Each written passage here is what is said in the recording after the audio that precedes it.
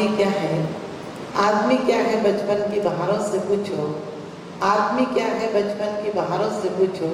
आदमी क्या है जवानी के नज़ारों से पूछो। और आदमी क्या है लकड़ी के सहारों से पूछो। और आदमी क्या है चिता के अंगारों से पूछो। आदमी एक अंतर्देशी लिफाफा है जो 1, 2 और 3 मोड़ के बाद पोस्ट हो जाता है। जीवन में 2 तरह के लोग होते हैं। इसी जिंदगी में, इसी संसार में 2 तरह से जीते हैं जो लोग। एक जीते हैं जो खाने के लिए जीते हैं और एक जीने के लिए खाते हैं। एक आत्मोत्थान के लिए जीते हैं, एक पतन के लिए जीते हैं। एक भगवान बनने के लिए जीते हैं, एक शैतान बनने के लिए जीते हैं। एक संसार में परम उत्कृष्टता को प्राप्त करते हैं तो एक परम निकृष्टता को प्राप्त करते हैं। लोग कहते हैं संसार असार है। मैंने कहा इसी में से संसार में से सार निकलता है।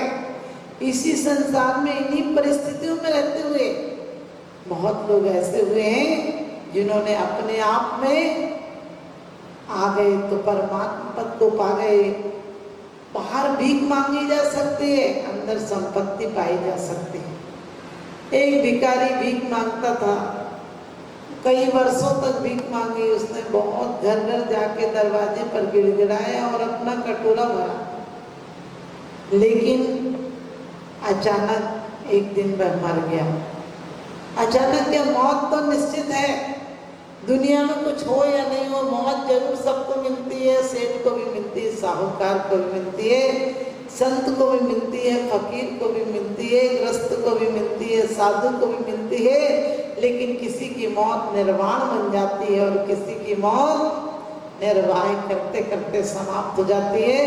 हमारी मौत आए तो त्योहार नहीं, महात्योहार हो जाए। हमारी मौत आए तो कल्याणक हो जाए, हमारी मौत विषाद नहीं हो जाए। क्योंकि हमने हर जन्म में रोए हैं, तड़पे हैं, बिलखे हैं और बहुत उपेक्षाएं सही हैं हमने।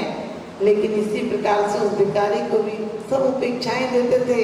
किसी के घर चला जाता था, लोग कहते थे कि सुबह सुबह आ गए और भीख मांगने, लोग झिड़कते थे उसे।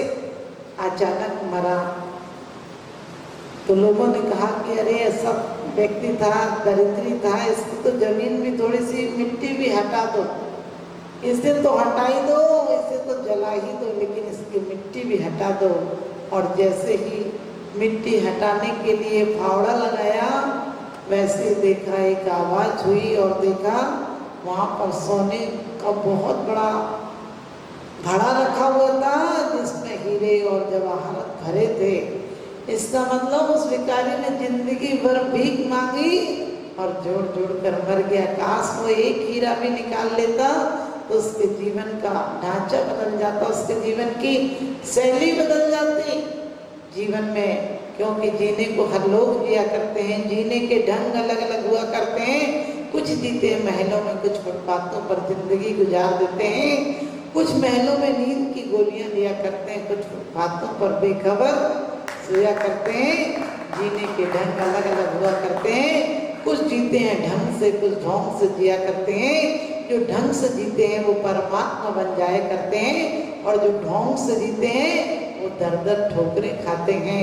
हमें दर दर ठोकरें नहीं खानी। और लोग बड़े हंसे कि कैसा भिखारी था, अपने नीचे इतना बड़ा खजाना था, काश वो जरा सा खोद लेता तो उसी का खजाना था और उसी पर बैठा था, जिंदगी भर भीख मांगता रहा।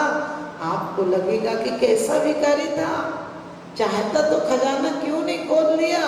अरे दर दर पर ठोकर खाई, दर दर से भीख मांगी, जरा सा अपने अंदर देख लेता, जरा सी मिट्टी हटा लेता तो क्या बिगड़ जाता। आपको लगेगा हमारे और आपके अंदर भी वही हालत है।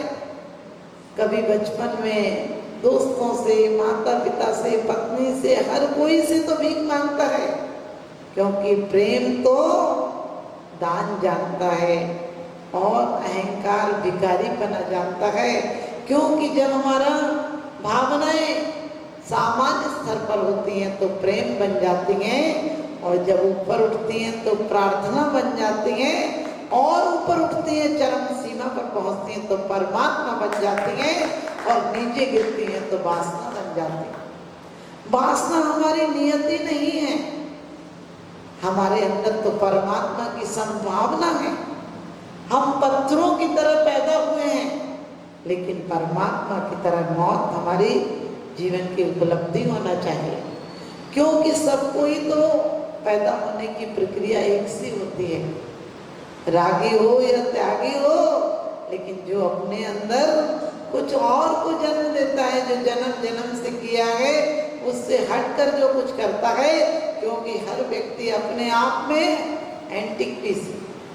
आपने देखा होगा करोड़ों अरबों की संख्या में एक दूसरे से बिल्कुल शकल नहीं मिलती है। इसका मतलब परमात्मा ने तुम्हें बिल्कुल अलग बनाया है, बिल्कुल विशेष बनाया है, तुम सबसे श्रेष्ठ हो। तुम किसी की अनुकृति मत बनो, तुम किसी का अनुगमन मत करो। अनुगमन का मतलब लोग कहते हैं महावीर बनना है, महावीर कैसे बनोगे? महावीर एक व्यक्तित्व स्वतंत्र आत्मा थे, वो अपनी परम उपलब्धि को लेकर सिद्ध हो गए हैं। दोबारा कैसे तुम्हारे बीच में आएंगे? लेकिन हम जैसा कदम बढ़ाएंगे तो हम स्वयं परमात्मा हो जाएंगे। परमात्मा किसी मंदिर में, किसी जगह, ऐसी जगह नहीं रहता है। परमात्मा तो तुम्हारे दिल के अंदर होता है, क्योंकि कहते हैं जिसे ढूंढता फिरता है तू काशी मथुरा काशी, और तेरे ही अंदर बैठा है वह घट घट का वासी। क्यों ढूंढता फिरता है मंदिरों मस्जिदों में? अरे ये तो वो जगह है जो करीने से परमात्मा को हमारी स्मृति के लिए विराजमान किया है, कि इन्हें देखकर हमें ख्याल आए कि मेरा भी स्वरूप ऐसा ही है। निरखो अंगे अंग जिनवर के, जहाँ से झलके शांति अपार। इनके अंग अंग को झलको, एक बार देखो, इनके अंग अंग हमें सूचनाएं दे रहे हैं कि और कितने दिनों तक संसार के काम करोगे।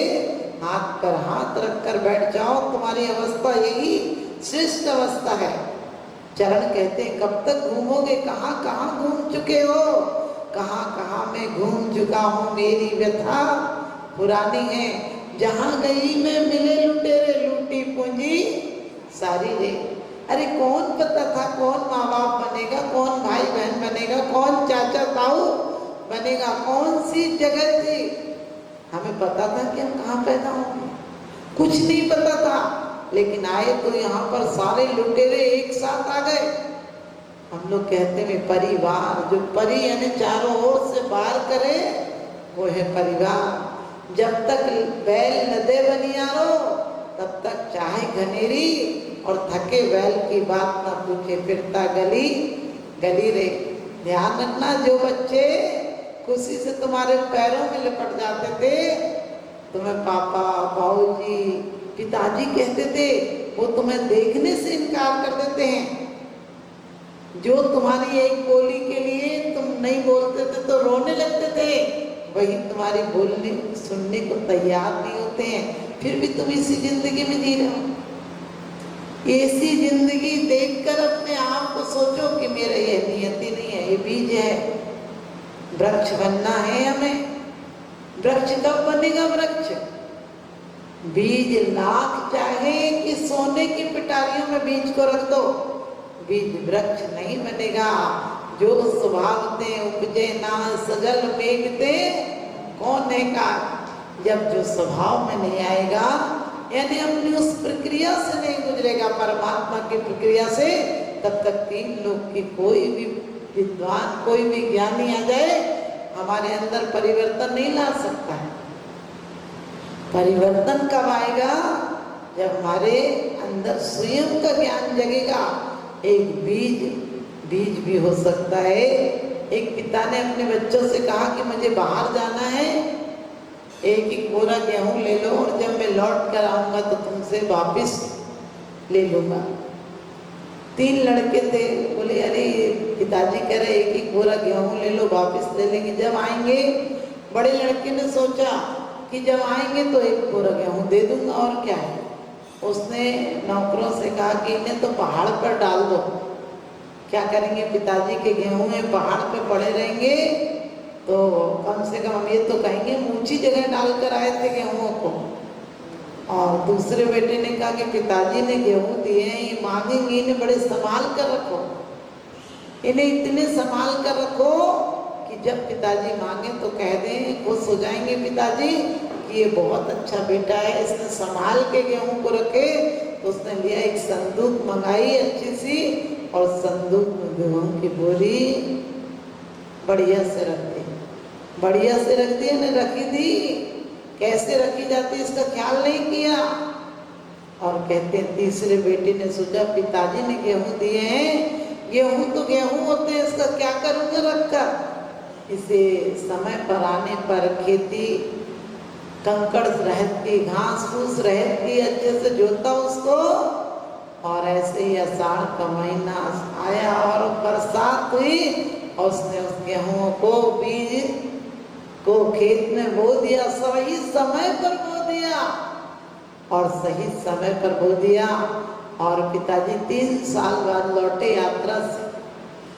3 साल बाद लौटे तो उन्होंने वही सवाल था कि लाओ गेहूं दिए थे वापस कर दो। एक बेटा बोला हमने तो पहाड़ों पर डाल दी ताकि आप खुश हो जाओ कि हमने आपकी दी हुई चीज पहाड़ों पर डाली है। दूसरा बोला पिताजी हमने इतने सुरक्षा से रखे हैं कि आप देखना, बिल्कुल आप कहीं भी देखना वो गेहूं बढ़िया से आपको मिल जाएंगे। पिताजी ने कहा दिखाओ, और वो गया देखने तो गेहूं तो नहीं था, बिल्कुल कीड़ों का वो जरूर बचा था, सारे कीड़े खा गए थे उस गेहूं को। लेकिन तीसरे छोटे बेटे से पिताजी ने कहा कि वो गेहूं लाओ। तो बोला पिताजी अब गेहूं ऐसे थोड़ी आ सकते हैं, कोई ट्रैक्टर गाड़ी भेजो, आपके वो गेहूं तो बहुत बहुत बढ़ गए हैं। पिताजी ने कहा गेहूं कैसे बढ़ गए?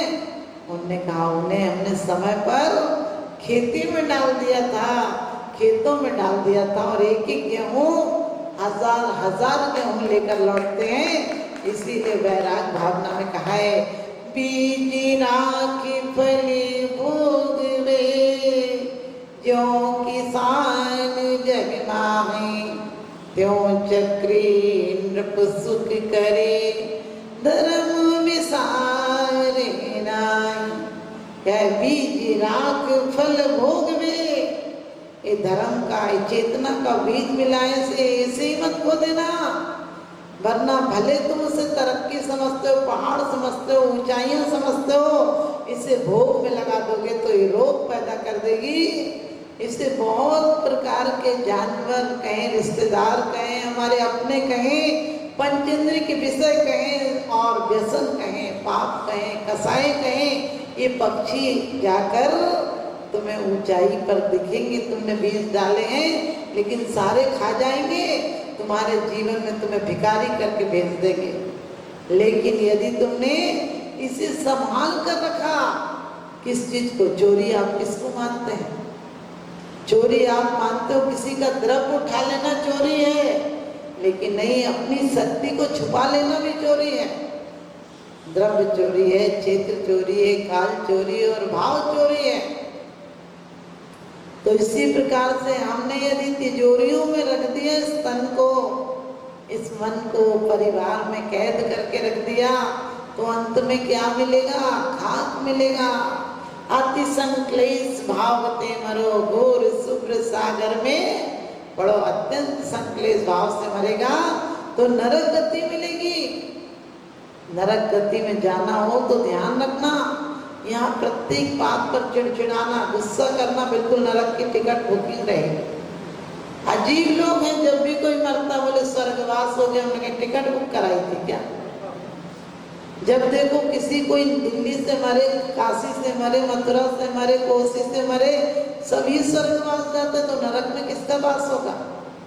अरे जीवन भर नरक बना के जीते हो, चिंता विषाद में जीते हो, फिर मरने के बाद कहते हो स्वर्गवास हो गया। कहाँ से हो जाएगा स्वर्गवास? जीवन भर स्वर्ग से जियोगे, जीवन भर आनंद में जियोगे, जीवन भर आनंद बांटा होगा तो तुम्हें स्वर्ग मिलेगा। तो पिताजी ने देखा कि वास्तव में वो तो पूरे कुछ नहीं बचा था, गेहूं का तो एक दाना नहीं बचा था, 3 साल में घुन लग गया था।